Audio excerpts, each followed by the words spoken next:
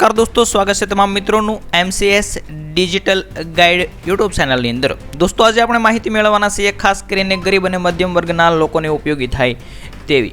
શું છે માહિતી? તો કે તમારી પાસે કોઈ પણ કેટેગરીનો રેશન કાર્ડ હોય, APL, BPL કે મિત્રો અંત્યોદય, તો આ વિડીયો તમારા માટે ખૂબ જ ઉપયોગી થવાનો છે। માત્ર ને માત્ર 1 થી 2 મિનિટનો વિડીયો થવાનો છે, પરંતુ રેશન કાર્ડ હોય તો આ 10 લાભ તમને મળતા હોય છે, પરંતુ ઘણા બધા મિત્રોને માહિતી હોતી નથી। તો તમારી પાસે રેશન કાર્ડ હોય તો ક્યાં ક્યાં રેશન કાર્ડનો ઉપયોગ થાય છે અને રેશન કાર્ડથી કયા કયા લાભો મળે છે તે 10 મુખ્ય લાભ છે તે આજના આ વિડીયોની અંદર જોવાના છે। તો તમામ રેશન કાર્ડ ધારકો ખાસ કરીને આ વિડીયો જોઈ લેવાનો છે। દોસ્તો વિડીયોની શરૂઆત કરીએ પહેલાં ખાસ કરીને નવા મિત્રો અમારી ચેનલની અંદર જોડાણ આવે તો દોસ્તો એક લાઇક કરી દેજો, ચેનલને સબસ્ક્રાઈબ કરી દેજો।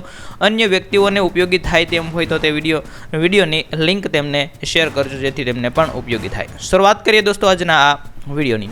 સૌપ્રથમ માહિતી મેળવવાના છે રેશન કાર્ડ ધારકો માટે રેશન કાર્ડની જરૂર ક્યાં ક્યાં પડે છે, તો કઈ કઈ જગ્યાએ રેશન કાર્ડની જરૂર પડે છે અને રેશન કાર્ડ કેટલું ઉપયોગી છે તેની માહિતી મેળવીએ તો તમારે મિત્રો કુંવરબાઈના મામેરાનું યોજનામાં લગ્ન થયા પછી 12,000 સહાય આપવામાં આવે છે, તેની અંદર પણ રેશન કાર્ડનો ઉપયોગ થાય છે અને રેશન કાર્ડ ખૂબ મહત્વનો ભાગ ભજવે છે। રેશન કાર્ડની અંદર તમારું KYC થયેલું હોય અને રેશન કાર્ડની અંદર તમારું નામ હોય તો જ કુંવરબાઈના મામેરાની યોજનાનો લાભ મળવા પાત્ર થાય છે। આ યોજનાનો લાભ કોને મળે છે? તો કે લગ્ન થયા પછી 2 વર્ષની સમય મર્યાદાની અંદર 2 દીકરીઓને મળવા પાત્ર થાય છે। એટલે ખાસ કરીને જે બહેનોના તાજેતરની અંદર લગ્ન થયા હોય તેમના માટે આ લાભ લેવો જરૂરી છે। તમામ લોકોને મળવા પાત્ર થાય છે। 12,000 રૂપિયાની સહાય મળે છે, પરંતુ આપણે રેશન કાર્ડના ઉપયોગની વાત કરી રહ્યા છીએ તો રેશન કાર્ડ હોય તો જ આ લાભ મળવા પાત્ર છે।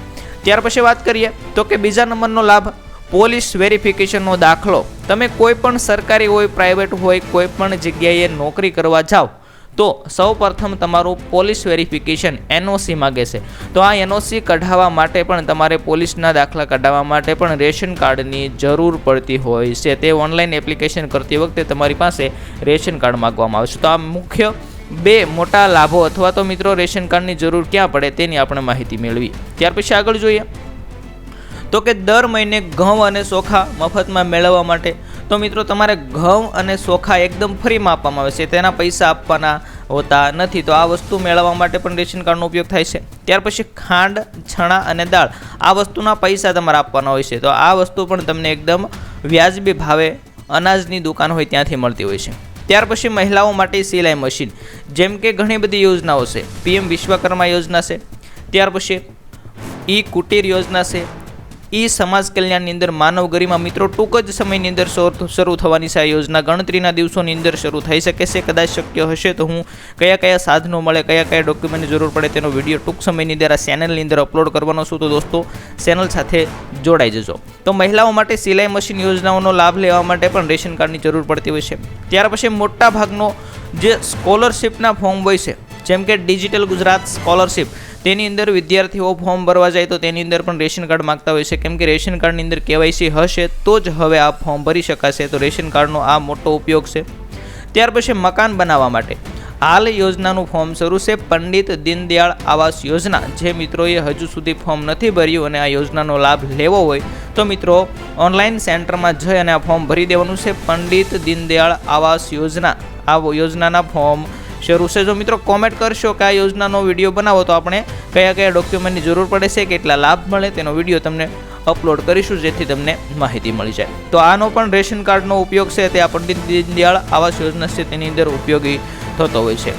જેમ કે તેની અંદર BPL કાર્ડ ધારકો હોય છે, તમારી પાસે કેટેગરી APL હોય, BPL હોય કે અંત્યોદય કોઈ પણ કેટેગરી હોય, પરંતુ તમારો સમાવેશ BPL સ્કોર 0 થી 16માં થતો હોય તો તમને આ યોજનાનો લાભ મળવાની અંદર અગ્રતા આપવામાં આવે છે। તો દોસ્તો આ તો મુખ્ય લાભ રેશન કાર્ડનો। ત્યાર પછી માહિતી મેળવીએ રેશન કાર્ડ ધારકો માટે આ બીજો લાભ છે ગરીબ પરિવારોને મફત આરોગ્ય વીમો, જેમ કે આયુષ્માન કાર્ડની અંદર મિત્રો 10 લાખ સુધીનો જે ફ્રીમાં સારવાર આપવામાં આવે છે। ત્યાર પછી વાત કરીએ તો કે ગેસ કનેક્શન પર સબસિડી અને કેટલાક લાભાર્થીઓને મફત સિલિન્ડર આપવામાં આવે છે। મિત્રો આપણે જે PM ઉજ્જવલા યોજના છે તેની હેઠળ દર ગેસ સિલિન્ડર ઉપર 300 રૂપિયા આજુબાજુ છે સબસિડી આપવામાં આવે છે અને ક્યારેક ફ્રીમાં પણ આપવામાં આવે છે।